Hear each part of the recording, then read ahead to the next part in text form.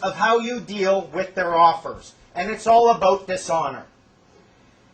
Let's suppose for a moment you're at home, you're watching TV, your sweetie's in the kitchen. She asks you, honey, would you please take the garbage out? And you just ignore them. They ask you 20 times, you just keep ignoring them. Are you going to get any sweet, sweet lovin's that night? No, you dishonored your lover, you're not getting any. Now let's suppose they ask you again, would you take the garbage out? And you just say, no! And you flat out reject. Are they going to be happy with that? Are they going to express their love and respect for you? No! You've dishonored them. Your third option, they ask you to take the garbage out. Yes, honey, I'm right there and I'll do it right now. But then you might miss the big game on TV. You have a fourth option the government doesn't want you to know about. They're perfectly happy when they send you a notice and you ignore it. You're stepping into dishonor. They'll get you for it. They love it when you dispute it and you say no and you reject. You're in dishonor. They'll love you for it. They love you even more when you just bend over and do what they want you to do. Just get up and go do what they're telling you to do. You don't have to. You've got a fourth option. It's called the conditional acceptance. Remember, we're all equal. Honey, will you take the garbage out? Yeah, I'll take the garbage out. No problem doing that. And if you can prove to me that it can't wait for a commercial, I'll do it right now. But I want some lovin's too. You can apply your conditions to it. You can deal with them. Don't think they're making orders. Don't think it's a command or a demand. All it is an offer. And if it seems like more than an offer, the fundamental, the foundation of their offer is for you to accept their offer to agree that they have the power to order you. Questions? I see you thinking.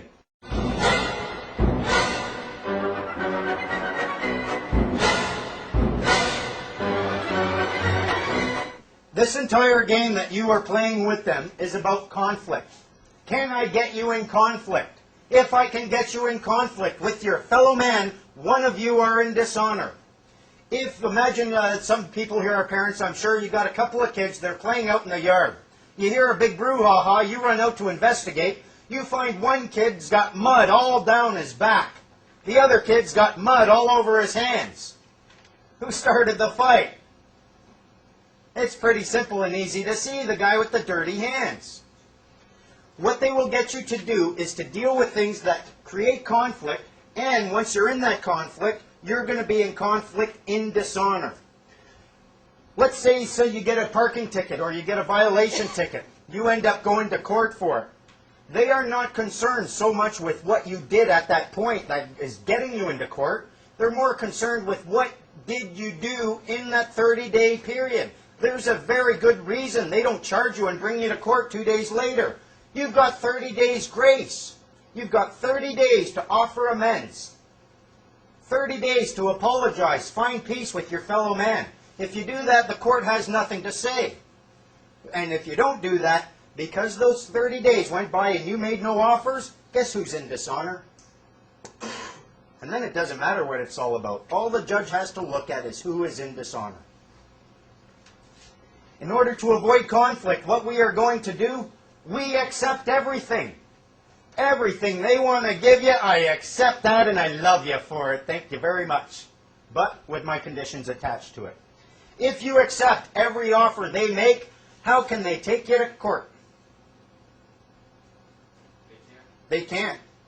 If you're accepting everything they offer, they have no reason to claim conflict.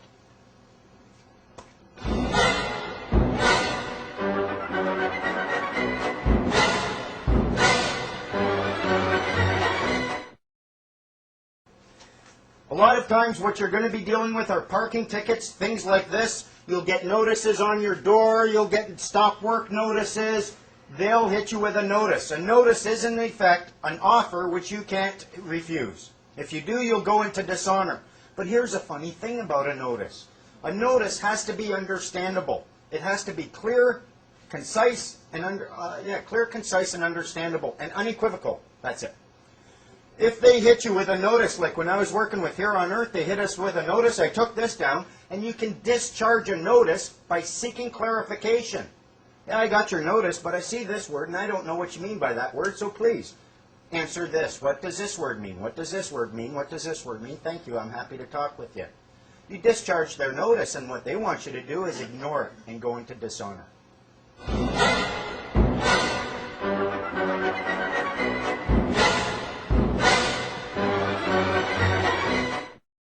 We went in there, we followed the process, got a letter back. We're withdrawing this. This is their trick. You get a little parking ticket. They are notices. This is not a bill. You can't take this and pay. This is just a notice giving you information, telling you there's something you should pay attention to. So what do? We're going to accept it. We write a little letter. We say, look, I noticed your notice, and here's my notice noticing your notice, and I hope you notice my notice noticing your notice, because now we're in discussion. I accept your notice. I accept that there's something there. Now, what would a bank do? A bank isn't going to go waste their time fighting in court for 40 bucks. No. What do? You accept it. And then you become the administrator. And you tell them, look, I'm more than happy to pay you. You're apparently claiming I owe you money. I'm the administrator here, and I will settle this account as administrator. But first, I have to do a little verification, eh? I mean, you don't want me paying off a bill without actually seeing the bill. I have to verify this debt. So please send me a bill. Please send me a bill that's going to have a signature on it. When you're done sending me that, I want to see the contract, the lawful two-party contract supporting that bill. If you can't show me that, stop asking me for money. If once you do that, you get it to a point, what you will end up getting, they call a remittance, the final notice, your final notice, you must pay this. If you look on that envelope when you open it up in the lower corner, they call it a remittance. They want you to take this remittance and send it in with the check, say for $40. Here's the thing, if this was a bill, why do they want it back? When's the last time you ever paid a bill and then had the person who presented you with the bill demand that bill back? You pay the bill so you can keep it and say, I don't owe you anything anymore. But they want it back. What's a remittance? I looked it up. A form of money. It's money. It's sent by one merchant to another, either in bill of exchange, check, specie, or otherwise. They have sent you a piece of paper worth $40. But they messed up because the word that they put on it is amount, not value. What you are going to do is you are going to take that little remittance. Imagine for a moment, this is what they're doing, I think. Imagine you want someone to come over and cut your grass. So you hire a company to come cut your grass, and then he's halfway through cutting your grass. You realize you're a stockholder in that company. And you realize that as a stockholder, you have the right just to sign his check. He can give you the bill, you'll sign it, give it back to him. He can take that to the accountant in the company and get paid the $40 for cutting your grass. But it's going to have a negative effect on your stock. It's coming out of your stock. So what if you decide, no, I'm not going to do that. I'm not going to take that route. I'm not going to devalue my stock. I'm just going to give you a check for cutting my grass. But what you've done